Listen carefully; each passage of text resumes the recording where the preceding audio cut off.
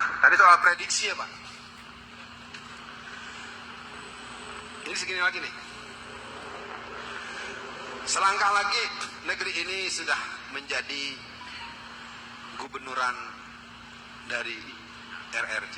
Mati itu total sudah 401. Ya, terakhir Ustadz Tengku Zulkarnain. Kan Abu Janda ngomong langsung tuh di medsos. Si Jol udah mati.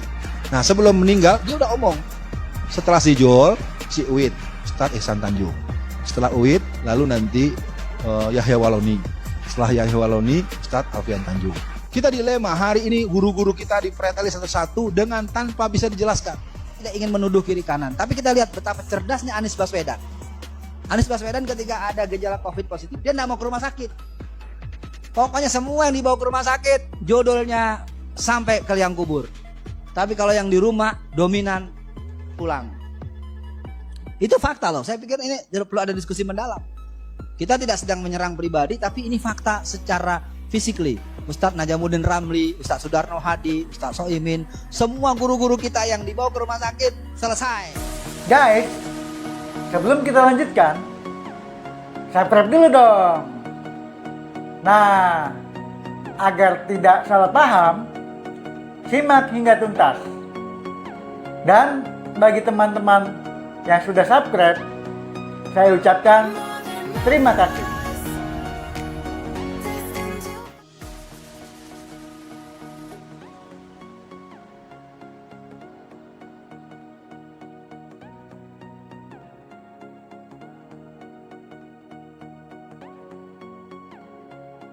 Sekitar tahun 2016-2017 itu sudah berkibar bendera Cina di Pulau Pari.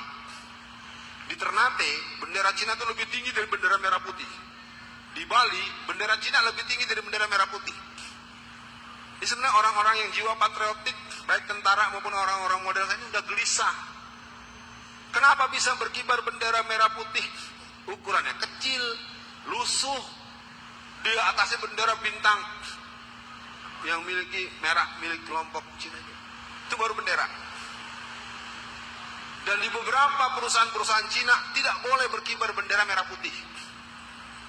Biar tahu aja dulu, negeri ini udah nggak ada sebenarnya kalau kita tidak punya kemampuan meluaskan. Makanya pesan dari saya buat para jamaah semua, kita tidak perlu berteriak mengadakan perlawanan penolakan dengan lisan.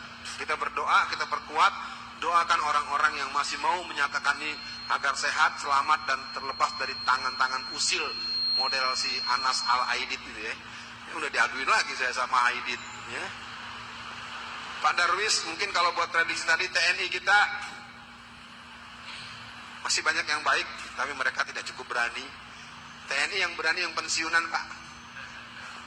Saya enggak. Kalau kelompok Islam, saya sebenarnya udah cukup mencoba membangun seperti dengan Gus Solah almarhum, Haji Yusuf Hasib, Fakih Langitan. Jadi saya sebagai angkatan muda Islam yang dibesarkan sebagai angkatan muda Muhammadiyah, saya mencoba untuk terus membangun kekuatan dengan, tetapi ternyata tidak bisa karena susupan dari kelompok PKI itu cukup serius. Karena dulu yang membunuh para ulama itu adalah pemuda rakyat PKI. Ketika terjadi serangan balik oleh Banser membunuh orang-orang PKI, maka orang-orang PKI itu tidak semuanya diselesaikan, terutama yang tokoh-tokohnya. Akibatnya tokoh-tokoh PKI masa lalu punya anak, punya cucu, jadi pengurus Banser sekarang. Begitu, bukan kata saya, ini penjelasan dari ulama-ulama NU yang dekat dengan saya.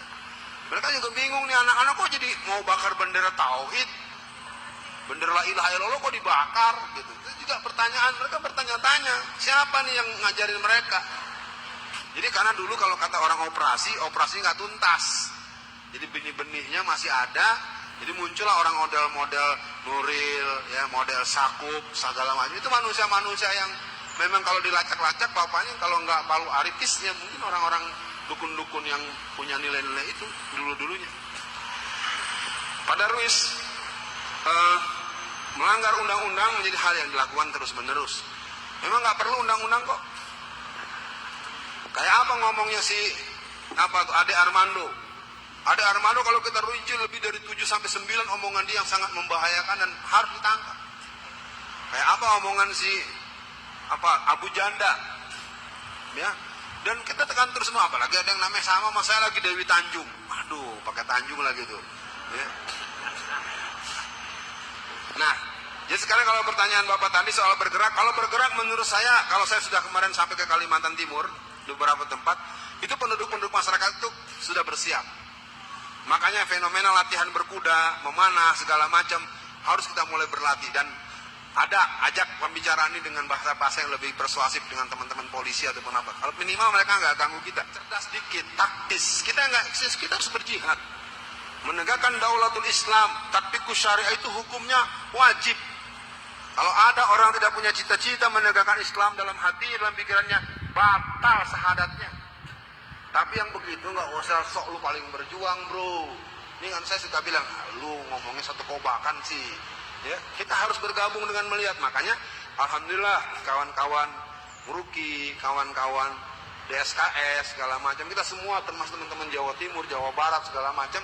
Nah, ini kita doakan semoga mereka lebih taktis dan kita akan berjuang sebatas kemampuan kita, dan tentu kita nggak akan lepas negeri ini ke orang lain. Tema sentral saya pikir akan saya sampaikan, kemudian ada beberapa pertemuan nasional yang akan datang. Faktor muslim yang pejabat tidak bela Islam, pastinya tidak ada jiwa Islam di hatinya. Itu saja jawaban yang paling gampang.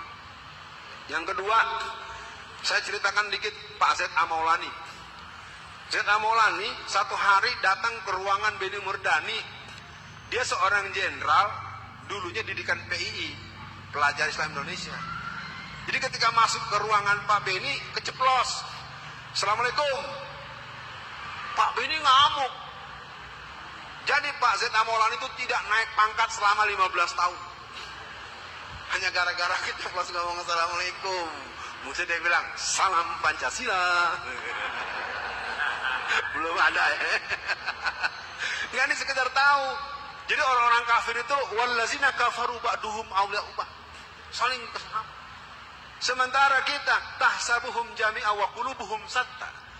Kau lihat mereka seolah-olah bersatu, padahal hati mereka terpecah belah. Saya himbau buat yang hadir pada siang ini, kita boleh berbeda, jangan bermusuhan. Kita memang berbeda tempat tumbuh, tapi jangan saling menyalahkan tumbuhan yang berbeda warna dan baunya.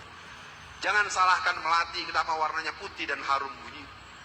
Jangan salahkan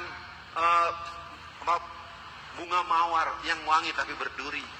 Itulah yang telah Allah berikan, bunga mawar, bunga melati. Ada juga bunga bangkai yang bau seperti bangkai. Masa Anda lihat bunga bangkai marah-marah, bau bangkai nih? Bau bangkai, ya memang bau bangkai, bau bangkai. Ya, mudah-mudahan dipahami. Jadi kita cukupkan saja.